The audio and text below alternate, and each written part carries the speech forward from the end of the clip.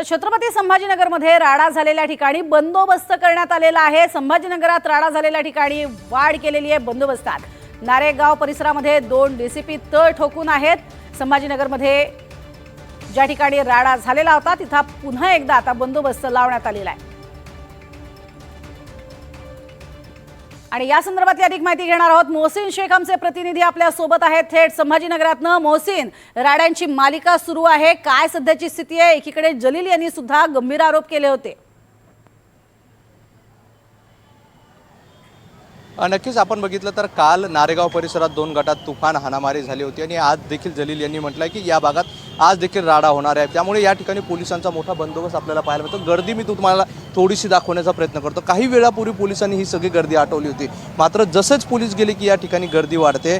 मोठ्या प्रमाणात पोलिसांचा बंदोबस्त देखील या ठिकाणी आपल्याला पाहायला मिळतो। आपण जर बघितलं तर आरसीपी म्हणजेच दंगा काबू पथकाचं मोठं पोलीस फोर्स या ठिकाणी तैनात करण्यात आलेला आहे आणि स्वतः डीसीपी या सगळ्या परिस्थितीवर नियंत्रण ठेवून आहे। काल या ठिकाणी गोंधळ देखील झाला होता, 2 गटात हाणामारी झाली होती। रात्री यातले काही लोक रुग्णालयात दाखल आहे, अनेक जण मोठ्या प्रमाणात जखमी देखील झाले होते। आपल्यासोबत डीसीपी आहे स्वतः, ते त्यांच्याशी विचारू। सर, काय सगळी नारेगावमध्ये परिस्थिती, काल सगळा गोंधळ झाला होता?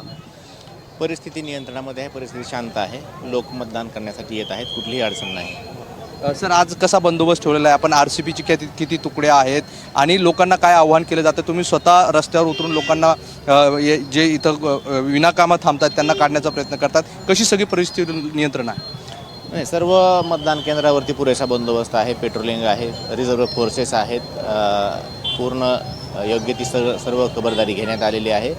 कुठल्याही अनुचित प्रकार घडणार नाही यासाठी पुरेसा बंदोबस्त आहे। नागरिकांना आवाहन आहे की त्यांनी मतदान करावं शांततेमध्ये। ज्यांचं मतदान झाले त्यांनी विनाकारण बघ्याची गर्दी करू नये, आपापल्या घरी आपल्या आपल्या कामासाठी निघून जावं, प्रशासनाला सहकार्य करावं, ही पूर्ण मतदान प्रक्रिया शांततेमध्ये पार पाडावी।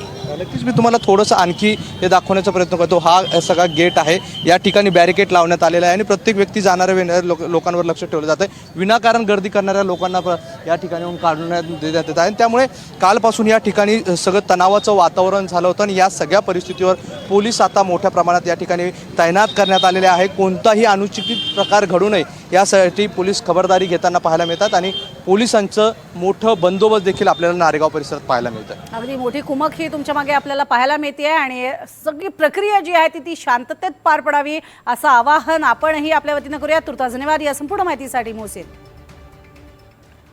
तर वळूयात अमरावतीकडे। अमरावतीत युवा स्वाभिमान पक्षाचे रवी राणा हे सायकलनं मतदान करायला निघालेले आहेत। घराजवळून मतदान केंद्रापर्यंत त्यांनी सायकलनं प्रवास केलेला आहे।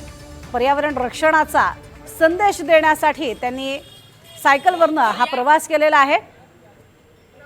अमरावतीमधनं ही दृश्य आपण बघतोय। रवी राणा आणि त्यांची पत्नी नवनीत राणा या दोघांनी आपला मतदानाचा हक्क बजावला। सायकल